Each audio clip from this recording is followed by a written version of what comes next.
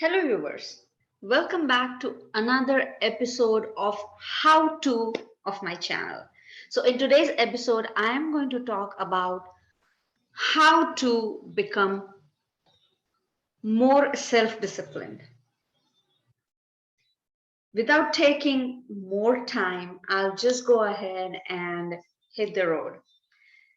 So, there are a few important steps that you would love to have it in your life to make yourself more self disciplined. So, step number one, articulate the bigger purpose behind each task. The most important on the list, if you have a clear understanding of your goals and how this task fits within you, you are much more likely to complete it. So the biggest source of self-discipline is to have a reason to do the task.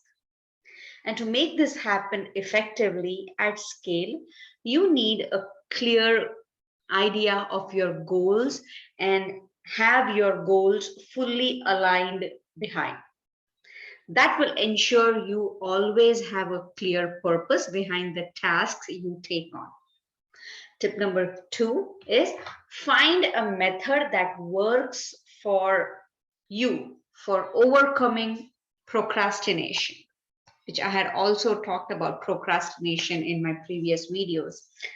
There are a million strategies out there for overcoming procrastination. Some people give themselves fake deadlines, others just break tasks into smaller chunks and take them one by one. So, some people also use reward systems. It doesn't matter which strategy you use for overcoming procrastination, so as long as you have one and it works, that's what matters. Make sure to do it regularly. Tip number three, uncover your habits and patterns that lead to you becoming undisciplined. When you fail on self discipline, how and when does it happen? It is usually after work. It is harder to focus at home versus a coffee shop, or is it when you don't get enough sleep? Conversely, in what environment are you more disciplined? Analyze these factors. Be aware of what works and what doesn't. And then you can put yourself in situations where you are more disciplined. If you can work out the pattern, you can set up conditions that will help you work the best. Tip number four, remove temptations. This is a big one for me because I always have that in my mind. I always remind myself temptation is a sin. For many of us, our cell phone, say, is our biggest distraction. So when you need to focus, just put it aside, turn it off, turn it on an airplane mode, switch off notifications, or just put it in another room and pay attention to your workspace. Another temptation is binge watching, OTT, TV from where you work. Another distraction is food. Just don't keep it close to you. Keep it clean. The less temptations you have around, the better results you'll get. Or I will go ahead and connect this tip to the first one. Figure out what makes you more disciplined. So you can convert these temptations as rewards. I remember I have a Chinese friend who has a 9-year-old daughter. You know, kids are so inclined towards watching TV and screen time and video games and cartoon networks and things like that. He has made it a point. If you learn a new word every single day, for each word, you will have 5 minutes of screen time or cartoon network time. And that's how you discipline yourself. So that temptation is just converted into reward. Tip number 5, consider meditation. Study after study has proven that meditation reduces anxiety and increases focus and self-discipline. It's hard to make meditation a regular habit, but once you do, it does have a tremendously positive effect on all aspects of your life. So is exercising.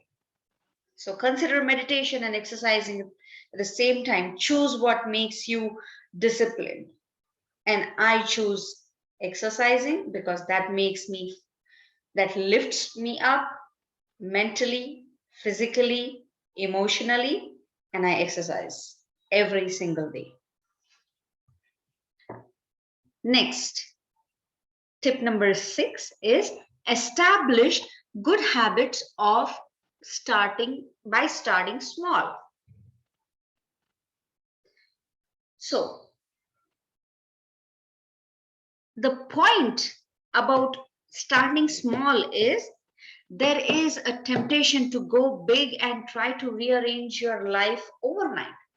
But by starting small and easy, you have a much better chance of actually incorporating a new habit in your routine.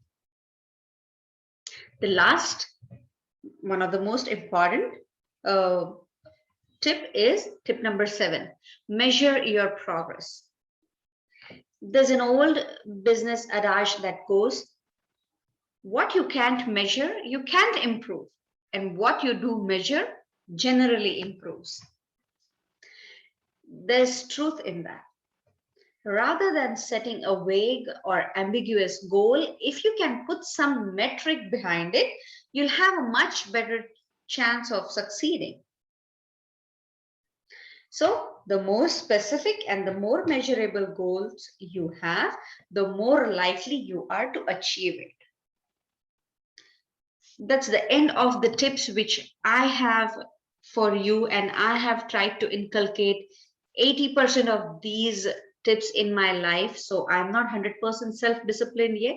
There are moments when I lose it, or I just get lazy, or I just get messy, but 80% of the times I try to keep myself self-disciplined.